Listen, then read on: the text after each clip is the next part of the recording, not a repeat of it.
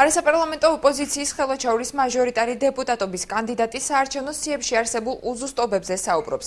მერაბ ღოღობერიძის თქმით, მხოლოდ ბათუმის 32 საარჩევნო უბანზე 13 პირი მისამართზე არ ცხოვრობს, რომელიც სიაშია მითითებული. ნაწილს კი ბიულეტენი ისეთ ადგილას მიუვიდა, სადაც საცხოვრებელი სახლი 10 წელზე მეტი არ არსებობს. მაგალითისთვის მას კომახიძის 19 ნომერში მადონა ბერიძის სახელზე მისული ბიულეტენი მოყავს.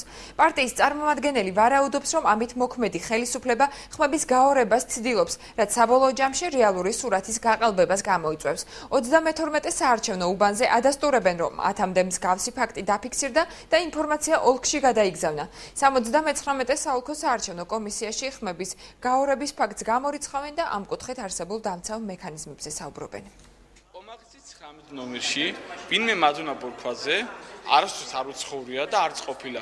არაერთ გზისა, ჩვენი თხოვნისა, ოჯახისა, როდესაც მოუწოდებთ, რომ ამოეყოთ ეს ადამიანი, არასოდეს არ ამოუყიან. წლევანდელ წელსაც იმ პირებს, ვისაც ჰქონდა ეს qalbi მოწვევები, გამოიყენებს ერთიანობის მოძრაობის მხარდამჭერთა აქტივისტები და დამატებით გადაბარგებული, კოჰაბიტირებული ქართულ ოცნებაში ეს ორი ჯგუფი გამოიყენეს ამ პირადობის მოწვევებს, რეალური საფრთხე არსებობს. და თulit რომ ეს შესაძლებლობას ქმნის გაყალბდეს არჩევნები. ყველა პიროვნების სახელი გვარის გასწვრივ არის ფოტოსურათი და ფოტოსურათის მეშვეობით რეგისტრატორი ახდენს იდენტიფიცირებას არჩევნებში მონაწილე პირისა და დოკუმენტში დაფიქსირებული ადამიანის გამოსახულებას შორის. მეორე მექანიზმი არის ის, რომ ეს ადამიანები სიაში შეყვანილნი არიან ყველანი საკუთარი პირადი ნომრით.